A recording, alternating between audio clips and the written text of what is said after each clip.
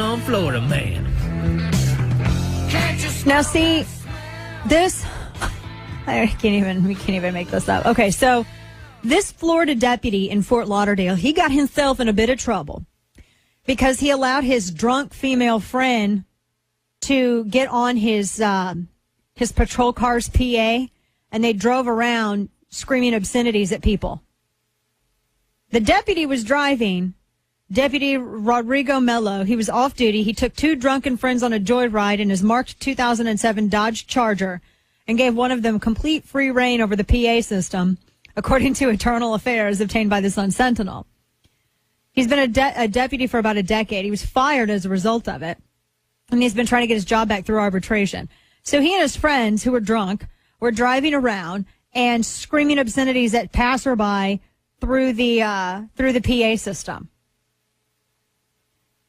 Now, maybe the 13-year-old says, oh, that sounds like fun. But no, it's not. If you're a deputy and you've been a deputy for 10 years, I don't even just no. Although I can't believe it's not on camera. This is the Sun-Sentinel. A shoplifter said her big heart made her do it. She was stealing for a friend in need, said Florida woman Peggy Sue Holm, after she swiped some items from a Panhandle drugstore for her buddy, who she says was broke and couldn't afford the pilfered goods. She was doing it, according to Fort Walton Beach police, because her friend was in need. Now, that is a good friend, stealing stuff for you like that. This, the woman, it was retail theft that she was charged for. The items, 5 items. I'm like, what did she pick up? 5 items worth $91.64. She shoved them all in her purse, tried to leave the store without paying for them, and she told the police, please give her a break because she was doing it because her friend was broke. Why couldn't her broke friend go and do it? Just, why couldn't her broke friend do it? Go steal your own crap, right? No. A Florida man who is tired of boys playing on his yard uses pepper spray on them. It's a whole new meaning. I'm glad Kevin isn't here because he would totally take this and use it. This Daytona Beach, a man was charged with 2 counts of child abuse after pepper spraying 2 children, ages 8 and 10. They were playing by mailboxes in his yard. Wilbert Vreen, according to the police charging affidavit, Wilbert Vreen got angry because these boys were in his yard, so he went out and sprayed their faces with pepper spray. And, of course, they displayed signs consistent, blah, blah, blah, according to police. He's being held in the Volusia County Branch Jail on $10,000 bail. Like, couldn't you just maybe get their parents? I don't know. Florida man accused of attempted murder with hot grits. By the way, I had cheesy jalapeno grits the other day, and they were very good.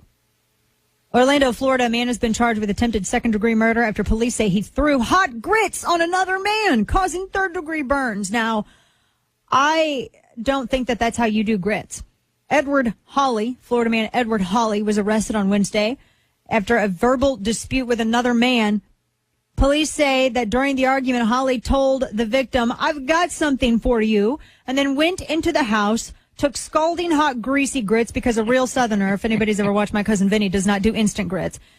He had scalding hot greasy grits in a pan and threw it on the victim. Hawley told police that it was the victim's fault and that he should have killed him, and next time he will. Probably not the best thing to say to the police. Like, I'm going to kill a man right as they're arresting you for trying to kill him anyway. I love Florida. Don't ever change.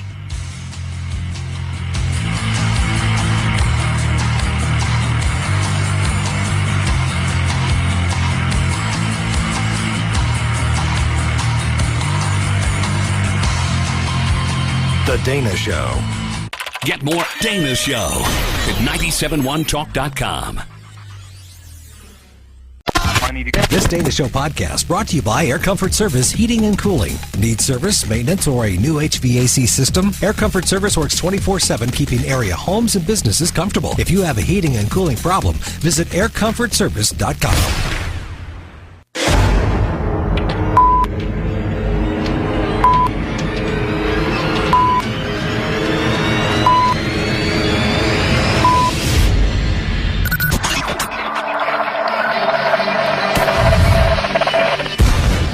Dana Lash is off and running, generating the buzz. All bets are off at this point. So great to talk to you, Dana. You're my favorite. Dana, you and I are blood brothers for the American dream. Dana Lash, the conservative alternative. This is The Dana Show. Will you try to pass comprehensive immigration reform before the election that includes not a path to citizenship, but a path to legalization? I'm on record as saying nothing about immigration until we secure the borders. The borders are not secure. Look at the humanitarian crisis that is happening right now along the border states. These are children that are coming from 3 major countries in this Central America. They're going across. Kids are dying. Kevin McCarthy, who he's taken over Eric Cantor's number 2 spot after Boehner in the House. Newly elected Kevin McCarthy. He's a moderate. It's good to hear at least that he says that the border must be secured, because when you hear from some other folks, that seems to be last kind of on the list of their priorities. And you can't do anything until you do that first. And we have laws on the books that require the border to be dealt with now. In fact, now was 2 years ago, more so. And still nothing. We have an administration that will not uphold the laws it is constitutionally required to uphold. That's a big thing, folks. We're going to talk more about immigration. It's also something that's the topic du jour today when I fill in for Glenn Beck on his television show on The Blaze, 5 Eastern, 4 Central. Make sure you tune in. The Mississippi Senate slap fight is continuing between Thad Cochran and Chris McDaniel. Thad Cochran has been, he's been in there for how long? 40 some odd years? 43 years, 42 years, something like that. He's been in the Senate there. Longer than more people than I can imagine. Longer than myself, than I've been alive. Longer than Kane's been alive. Unless Kane's secretly 50. No, I'm not. I just look at, I'm 42. Okay, so he's been in office longer than you've been alive. He's been in office a long time. And so his daughter, I'm going to pull up this story. It was on BuzzFeed. Cochran's daughter, Thad Cochran's daughter is like this, she's this liberal college professor. The story is, let me read you the headlines. McDaniel campaign attacks Senator Cochran's daughter. Cochran's daughter attacked. Campaign attacks Senator Cochran's daughter. She's just, and it makes you, when you see that, you're like, oh my gosh, what did Chris McDaniel do, right? You immediately are like, oh, it's so bad. What did he do? Oh, he must have done something bad. So I was reading Andrew Kaczynski's, who I don't sometimes like, because he's just obtuse. Sometimes he's funny. But I was reading this story about it because, see, Craig McDaniel, ladies and gentlemen, posted a meme to his Facebook page last night. And it wasn't just any meme.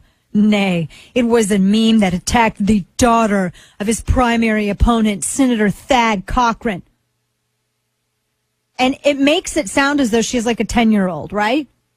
Doesn't it make her sound like she's like this little helpless girl and she was totally attacked by the big bad Chris McDaniel? Except Kate Cochran is an older woman. Kate Cochran, I believe, is older than me even. I'm not an older woman. She's an older woman. She's an English professor, a liberal professor at the University of Southern Mississippi. So this is what she said. And this is what Chris McDaniel did. So Kate Cochran was talking about Chris McDaniel. And she said, I think this is the reason that so many seem swayed by my father's opponent. He is valued for his lack of experience, his lack of wisdom, lack of judgment, lack of specificity, lack of perspective, lack of a perspective. And so Chris McDaniel turned around and added like parenthetical responses after every one of her statements. So then her statement became this. I think the reason that so many seem swayed by my father's opponent is he is valued for his lack of experience. McDaniels adds in parentheses, he is not a career politician. Kate Cochran says his lack of wisdom. McDaniel says he relies solely on Jesus, the Constitution, and common sense, combined in the veneer of goodness. Kate Cochran says lack of judgment. McDaniel